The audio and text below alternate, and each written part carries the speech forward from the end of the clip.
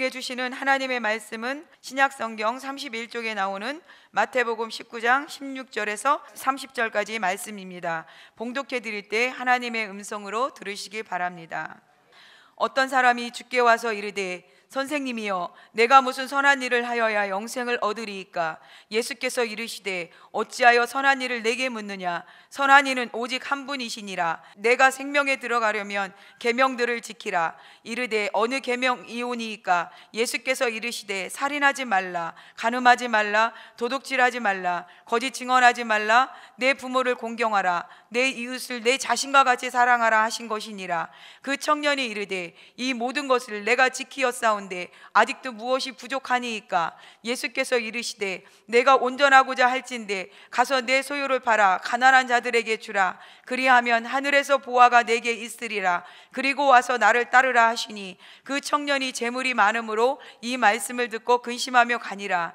예수께서 제자들에게 이르시되 내가 진실로 너희에게 이르노니 부자는 천국에 들어가기가 어려우니라. 다시 너희에게 말하노니 낙타가 바늘기로 들어가는 것이 부자가 하나님의 나라에 들어가는 것보다 쉬우니라 하시니 제자들이 듣고 몹시 놀라 이르되 그렇다면 누가 구원을 얻을 수 있으리이까? 예수께서 그들을 보시며 이르시되 사람으로는 할 수 없으나 하나님으로서는 다 하실 수 있느니라. 이에 베드로가 대답하여 이르되 보소서 우리가 모든 것을 버리고 주를 따라싸운데 그런즉 우리가 무엇을 얻으리이까? 예수께서 이르시되 내가 진실로 너희에게 이르노니 세상이 새롭게 되어 인자가 자기 영광의 보좌에 앉을 때에 나를 따르는 너희도 12보좌에 앉아 이스라엘 12지파를 심판하리라. 또 내 이름을 위하여 집이나 형제나 자매나 부모나 자식이나 전토를 벌인 자마다 여러 배를 받고 또 영생을 상속하리라. 그러나 먼저 된 자로서 나중되고 나중된 자로서 먼저 될 자가 많으니라.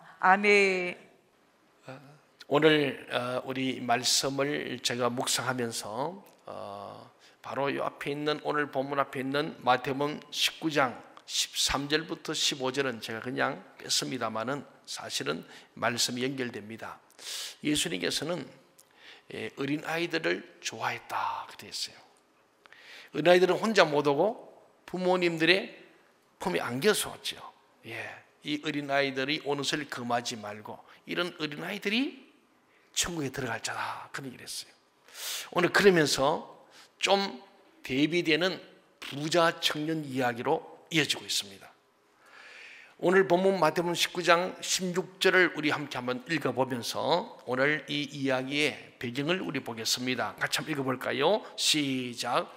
어떤 사람이 주께 와서 이르되 선생님이여 내가 무슨 선한 일을 하여야 영생을 얻으리까? 예수님을 찾아온 이 사람은 젊은 나이에 요새 청년 실업도 많은데 이 청년은 무슨 복인지 젊은 청년인데 부자래요. 벌써 물질도 등록금 대출도 안 했고 하여튼 직장도 잘 얻은 것 같아요. 그래서 젊은 청년인데 부자였고 이게 난다면 플러스 명예와 권력을 가진 유대 관원으로 그렇게 표현되고 있습니다. 근데 이 청년이 참 성공한 청년이죠. 근데 부자 청년은 성공으로 만족하지 않고 또 더 기특한 것은 영생에 대해 관심이 있는 거예요. 내가 부자도 되고 출세했는데 이만하면 됐다 그렇게 인생을 엔조이하고 살 수 있습니다. 그런데 이 청년은 그래도 영생에 관심이 있었어요. 이것은 시편에서 말한 것처럼 우리 인간 모든 인간에게는 하나님께서 만드실 때 영혼을 사모하는 마음을 줬다는 거예요. 그러니까 돈도 가지고 출세했는데 다 가졌어. 세상적으로 부족해 없는 것 같은데 부족하게 만들어 놨어요. 그게 뭐냐? 근본적으로 영혼, 영생에 대한 고민이 있게 만들어 놓은 거예요. 그래서 오늘 이 청년이 기특하게도 다른 데로 가지 않고 예수님을 찾아왔다. 이게 오늘 출발이에요. 인생의 고민을 가지고 예수님이 찾아온 유명한 이 청년, 잘난 청년, 똑똑한 청년, 출세한 청년이었어요. 그러니까 참 괜찮은 청년이에요. 장가 갔으면 사위를 찾고 싶은 청년. 돈도 있고 힘도 있고 똑똑하고 믿음도 좋고 얼마나 좋아요. 그런데 이 청년에게서 우리가 깊이 들여다보면 문제점이 있는 거예요. 우선 그는 자신이 이룬 성공을 절대적인 것으로 믿고 있는 사람입니다. 자기가 이거 어떻게 성공했는데 이걸 절대로 포기할 수 없는, 자기가 이룬 업적에 대해서, 공적에 대해서는 포기할 수 없고 절대로 양보할 수 없는 그런 생각이 매사에 전제되어 있는 사람이다.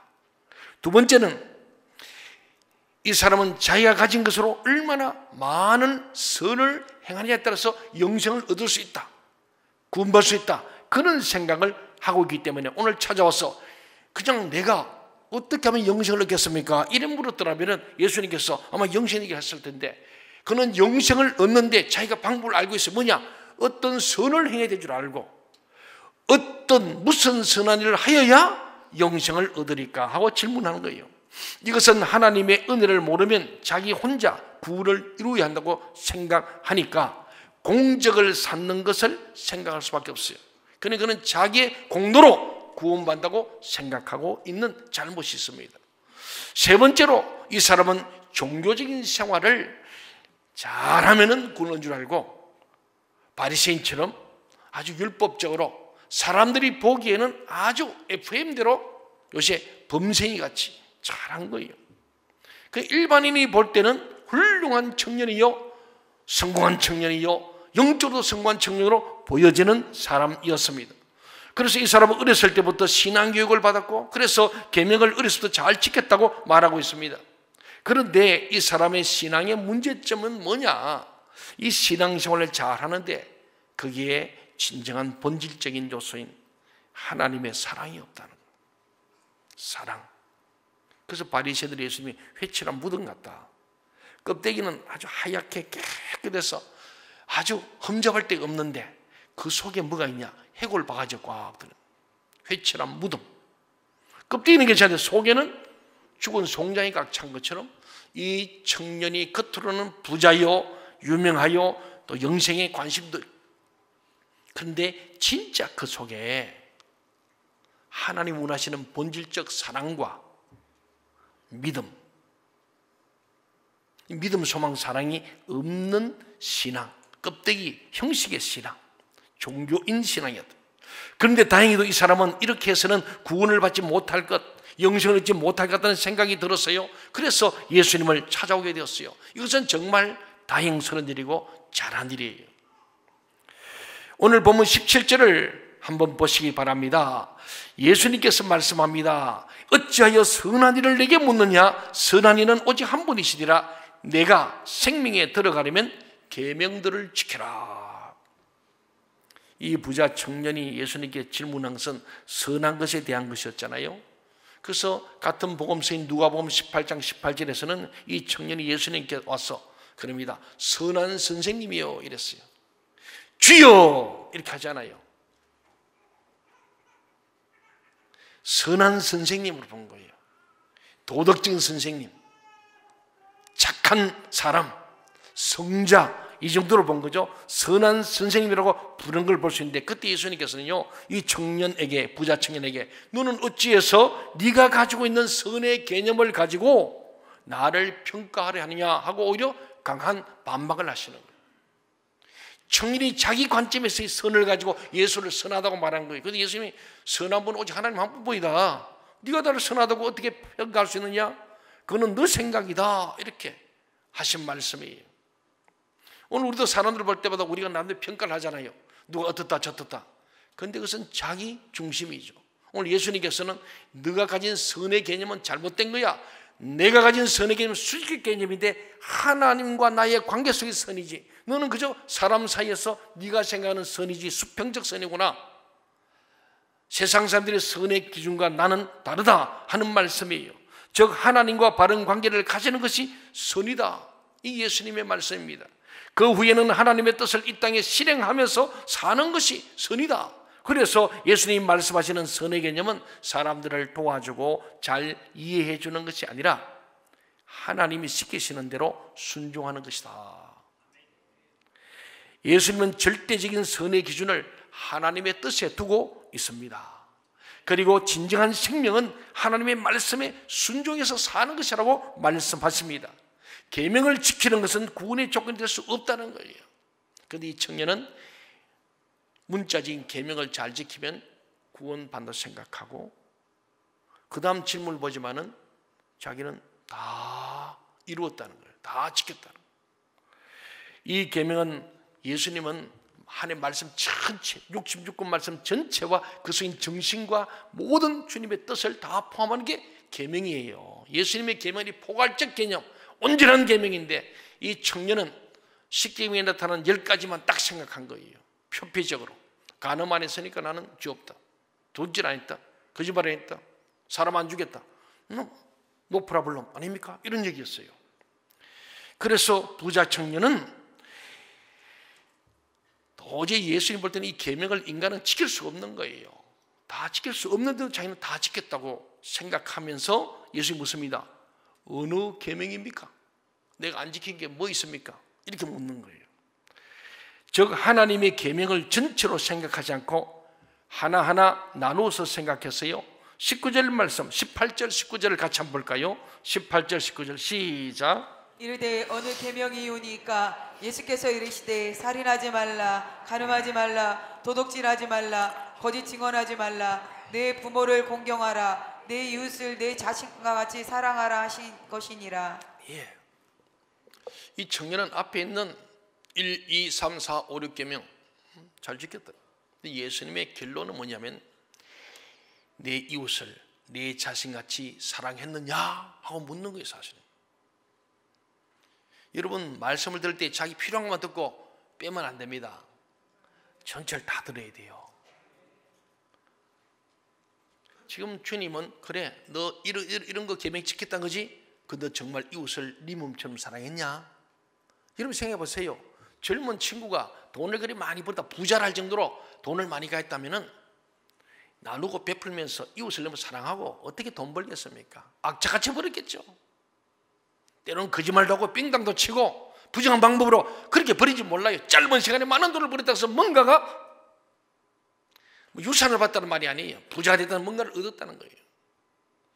그런데 그는 남들은 몰라. 자기만 알고 있고 남들은 모르기 때문에 남들 볼 때는 살인도 안 하고 거짓말도 하고 도둑질 안 하고 간음도 안 하고 이렇게 나는 잘했다. 예수님이 정말 너 그러면 너 이웃을 네 몸처럼 사랑했냐? 이 질문은 제껴버리고 그럽니다. 20절 볼까요? 그 청년이 이르되 이 모든 것을 내가 어떻게 했다고요? 다 지켰습니다. 아직도 무엇이 부족합니까? 여러분 예수 믿는 사람이 이런 자세로 믿으면 절대 은혜 못 받아요. 회개할 것도 없고 회개할 게 없는데 무슨 은혜가 있어요? 내가 죄인이기 때문에 죄 사함받은 은혜가 우리 그리스도인의 은혜가 아니겠어요? 나 같은 죄인이 죄 사함받았기 때문에 죽음 마땅한 죄인이고 더럽고 추한 나를 주님께서 나를 의롭다 하시고 하나님의 자녀 이 은혜를 깨달아야 죄가 내가 많기 때문에 그 죄 때문에 내가 의력한 거예요. 내가 죄인 중에 괴수이기 때문에 내가 가장 은혜를 많이 받다고 바울은 고백하는 거예요. 그런데 이 청년은 근데 계명 다 지켰어요. 부족한 게 없잖아요. 예수님 나 정도면 영생 마땅히 받아야 되잖아요. 금메달감 아닙니까? 뭐 이런 거드름을 피우고 있는 모습을 우리가 발견하는 거예요. 오늘도 우리들 가운데서도 예배를 통해서 내가 죄인임을 깨닫고 더 깊이 깨닫고 더 넓게 더 높이 정말 나의 죄인됨을 철저히 깨닫고 우리 좀 전에 참회 기도를 드렸습니다마는 정말 주님 뜻대로 살지 못하고 도리어 사단의 도가 되던 삶을 철저히 깨달으면서 주님 앞에 이 죄 문제를 어떻게 해결하겠습니까? 어찌할까 하는 심정으로 그게 주님께서 내가 그걸 위해서 십자가에 못 박혀 죽었다. 그게 바로 예수의 보혈이 필요한 거예요. 이 땅에 예수 없이는 결코 이 죄를 해결할 자가 없다. 바로 이 교회가 그런 너 같은 죄인들을 불러서 의롭다는 것이 교회다. 오늘 이 예배를 통하여 내가 너희 죄를 사하노라. 다시는 이 죄를 범치 말고 자유해라 하면서 죄로부터 자유케 하시는 이 놀라운 자유의 선포, 축복의 선언을 듣는 것이 예배거든요. 그런데 청년은 그걸 들을 게 없어. 나 문제 없잖아요. 말은 내가 좀 더 선을 행해야 됩니까?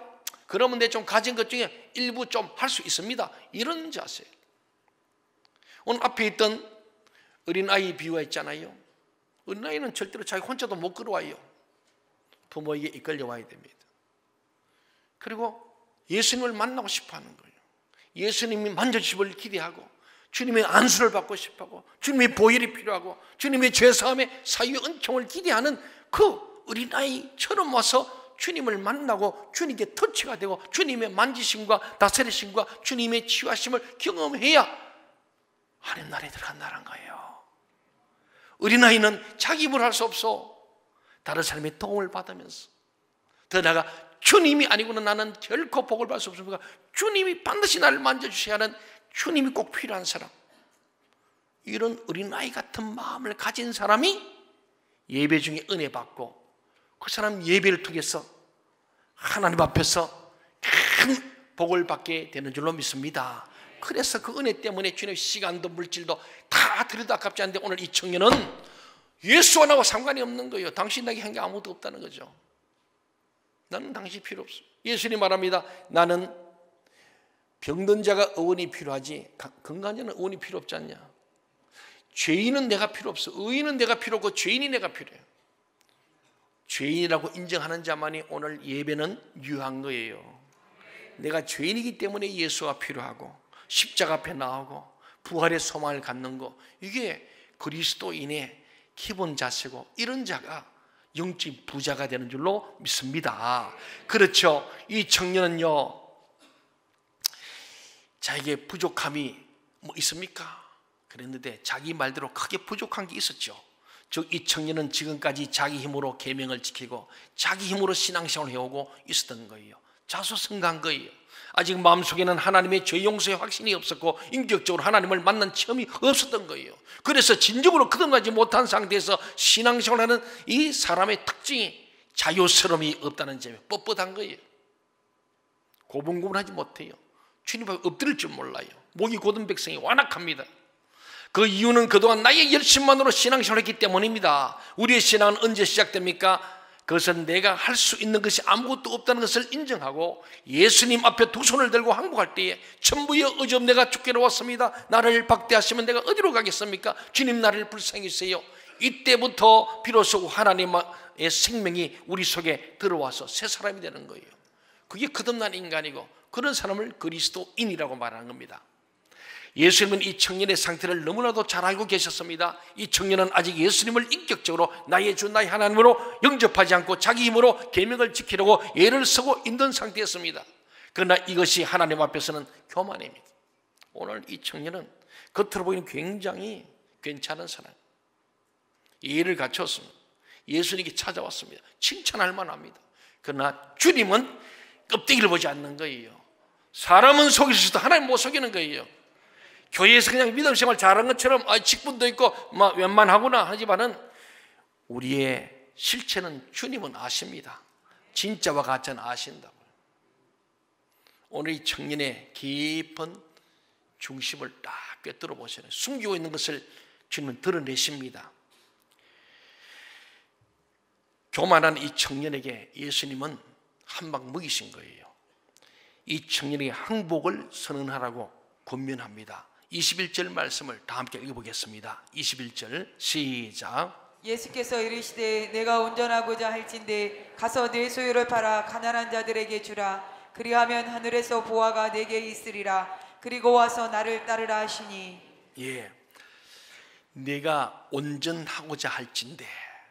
지금 이 청년이 영생을 얻는데 무슨 선한 일을 더해서라도 온전해지고서 왔다 이 말이에요. 그런데 그런 거로 온전한 게 아니라는 거예요. 네가 진짜 온전하고 싶다면은 내가 방법을 알려 줄게. 영생을 얻는 법, 온전케 되는 법, 진짜 선한 일을 하는 법을 가르쳐 줄게. 그게 뭐냐? 오늘 말씀합니다. 내 힘으로 구원을 얻는 노력을 포기하고 지금 이 순간이라도 나는 멸망받을 수밖에 없는 죄인이라는 것을 예수님 앞에 시인하고 항복하는 것이다. 회개하는 거라는 거예요. 교만한 말 버리고 겸손히 엎드리라는 거예요. 예수님께서는 이 부자 청년에게 그런 구체적으로 말씀했습니다. 그게 뭐냐? 너 굉장히 그들은 피우는데 정말 네가 하나님 사랑하냐? 계명을 지켰다고? 그래. 그러면 구체적으로 이렇게 해라. 너의 모든 소유를 팔았어. 가진 모든 소유를 다 팔았어. 가난한 자에게 다 나누어 주고 나 예수를 따르라. 제자되란 말입니다. 너희가 날 따르면 자기를 부인하고 자기의 십자가를 지고 주를 쫓아야 되거든. 부자가 재산을 내놓는 것은 자기를 부인하는 거예요.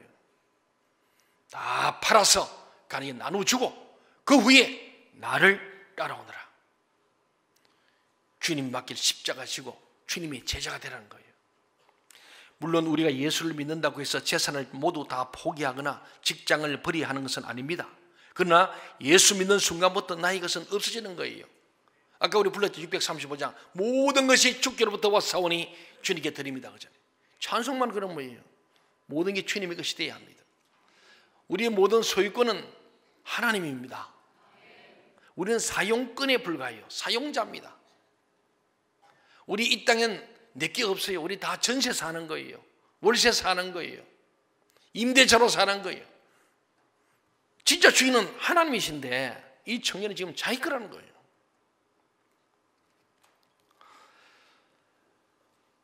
예수 믿는 순간부터 나의 것은 없어지고요. 이전에는 나의 것이었지만 이제부터는 예수님의 것이고 예수님이 포기하라고 하면 얼마든지 포기할 수 있어야 합니다.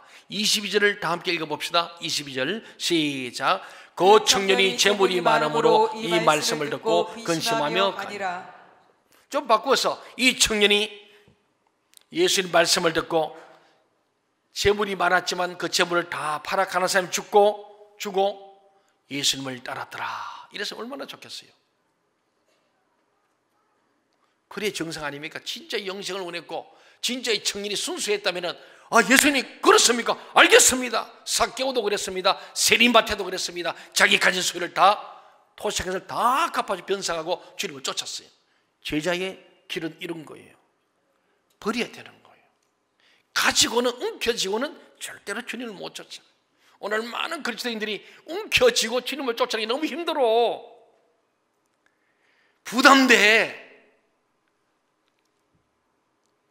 그래서 편안한 얘기만 듣고 싶어요. 제발 좀 목사님 이 부분 얘기 안 하면 좋겠어요.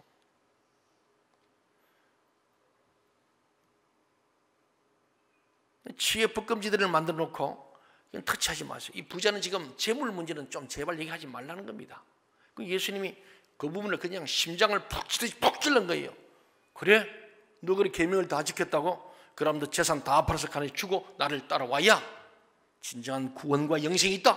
그래 말씀했어요. 그랬더니 청년이 예스를 하고 다 팔아서 딱 하고 정리하고 주님을 쫓았으면 얼마나 좋겠어요. 근데 그러기가 쉽다 어렵다? 어렵다 하는 얘기입니다. 예수 믿는 게 쉽지 않습니다. 진짜 구원받는 게 쉽지 않아요. 진정한 영생이라는 게 쉽지 않다. 그런 말씀 아니겠습니까?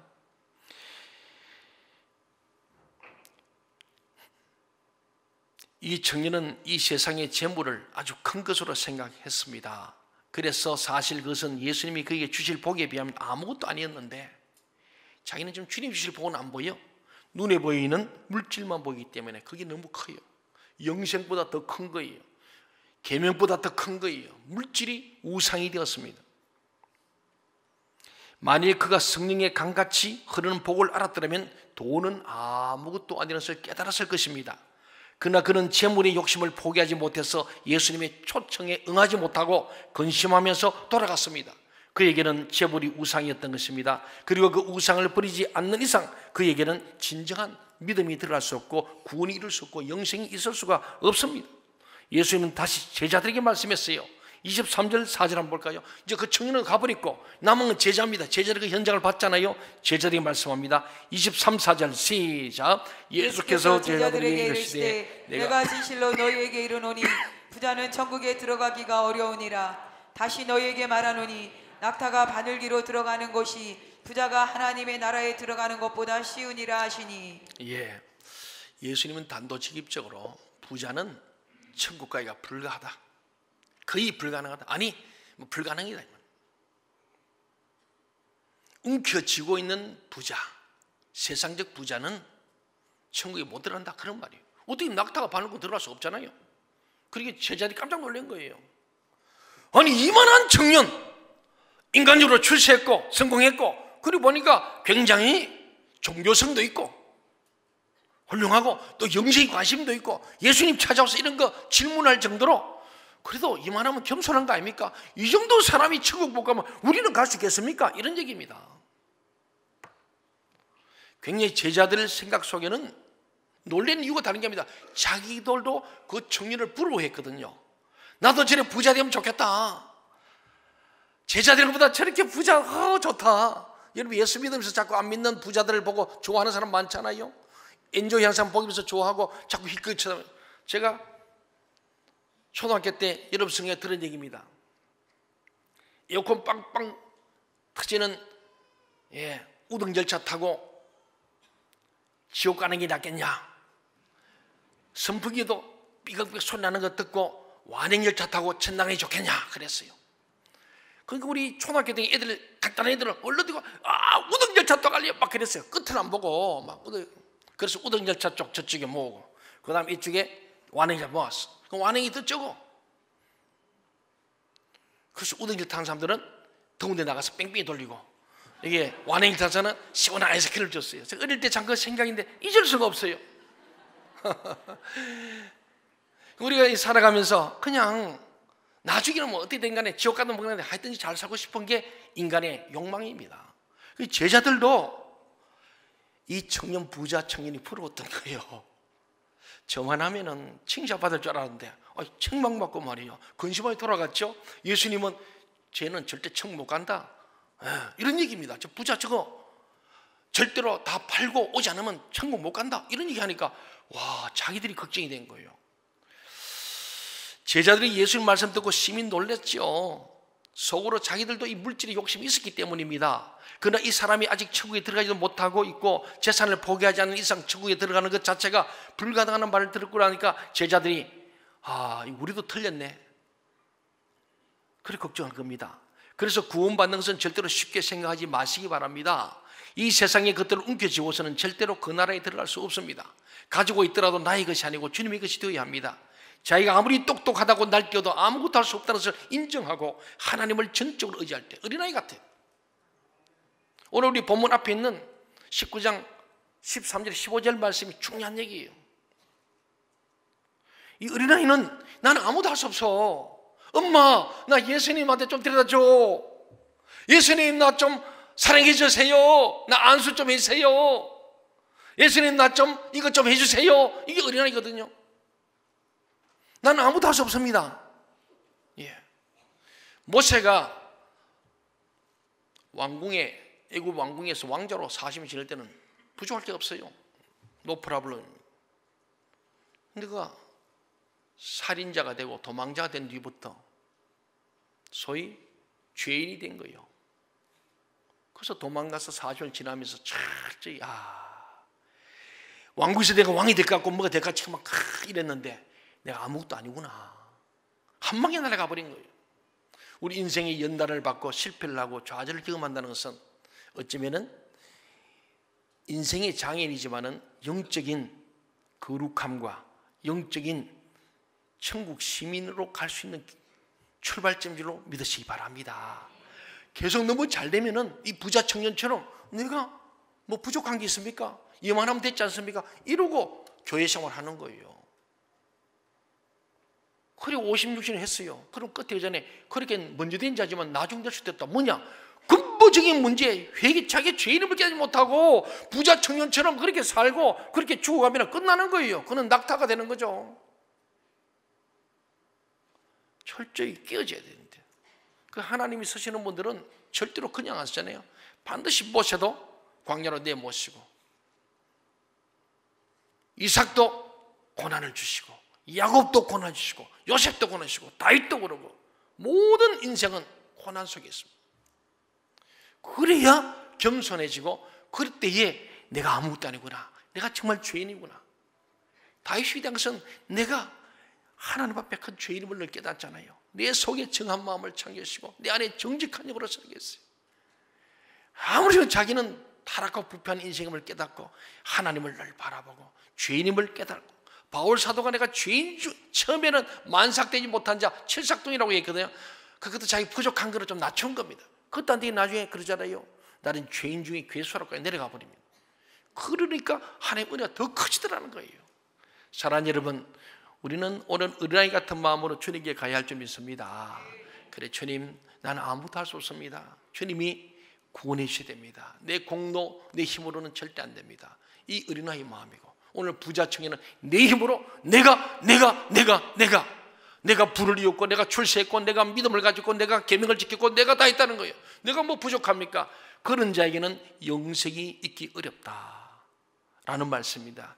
이때에 예수님의 제자들은 겨우 용기를 내가지고 자기들은 주님 위해서 모든 것을 버렸다고 말씀드렸어요. 27절 한번 볼까요? 27절 시작. 이에 베드로가 대답하여 이르되 보소서, 우리가 모든 것을 버리고 주를 따라 싸운데 그런즉 우리가 무엇을 얻으리까? 제자들이 주님을 위해서 모든 것을 버릴 수 있던 이유가 무엇인가?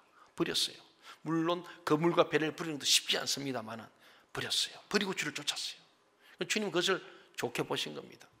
근데 만일에 이 부자 청년처럼 너무 많은 재물과 너무 많은 명예와 권력이 있다면 버리기 어려웠을 거예요.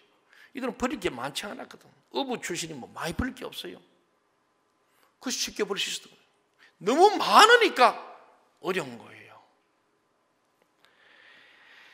우리가 알아야 할 것은 세상적으로 이미 성공한 후에 주님을 따르겠다고 생각하면 할수록 그만큼 더 어렵다는 점이에요. 많은 분들이 목사님 제 좀 사업 성공하면 그때 열심히 하겠습니다. 내 뭐 좀 하면 하겠습니다. 뭐 내 대학 가서 하겠습니다. 천만의 말씀이에요. 가면 갈수록 높아서 가지면 가질수록 더 주님을 따르기 어려우신다는 사실입니다. 그러나 그것을 다 버리기 전에는 진정 그리스도인이 될 수가 없어요. 28절을 다 함께 읽어보겠습니다. 시작. 예수께서 이르시되 내가 진실로 너희에게 이르노니 세상이 새롭게 되어 인자가 자기 영광의 보좌에 앉을 때에 나를 따르는 너희도 12보좌에 앉아 이스라엘 12지파를 심판하리라. 예.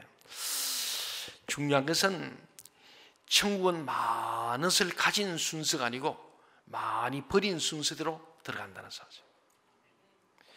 그래서 주님을 위해서 돈을 버린 사람은 버린 돈만큼 주님을 사랑한 것이고, 주님을 위해서 명예를 버린 사람은 버린 명예만큼 주님을 사랑한 것이고, 주님은 그들에게 더 많은 믿음을 주시고 더 많은 성령의 능력을 주셔서 능력 있는 삶을 살게 하시는 거예요. 이걸 알아는 거예요. 너희가 12보좌에 앉을까? 이게 중요한 거예요. 주님 그 자체가 최고의 상급이고 최고의 복인 줄로 믿습니다. 주님이에요, 주님. 그래서 29절 30절에서 더 말씀하십니다. 또 내 이름을 위하여 집이나 형제나 자매나 부모나 자식이나 전토를 벌인 자마다 여러 배를 받고 또 영생을 상속하리라. 그러나 먼저 된 자로서 나중되고 나중된 자로서 먼저 될 자가 많으리라. 예, 여러분 교회 생활 오래 한 것이 복이 되어야 합니다. 그런데 잘못하면 본질적인 신앙생활을 하지 않으면, 오늘 부자 청년같이 신앙생활을 하면은 먼저 된 자가 나중됩니다. 그러나 어린아이같이 하면은 나중된 자가 먼저 됩니다. 우리는 오늘부터 어린아이 같은 마음을 가지고 교만을 버리고 겸허히 자기의 부족을 봐야 합니다. 내가 뭐가 부족합니까? 나 계명 다 지켰습니다. 이러는 자에게는 은혜가 있을 수 없고 그런 자에게는 천국이 없습니다. 오늘은 낙타와 같은 인생이 아니라 어린아이 같은 마음으로 하나님이 하시는 바늘구멍, 천국의 문을 들어갈 수 있는 저와 여러분이 다 될 수 있기를 주의 이름으로 간절히 소망합니다. 아멘.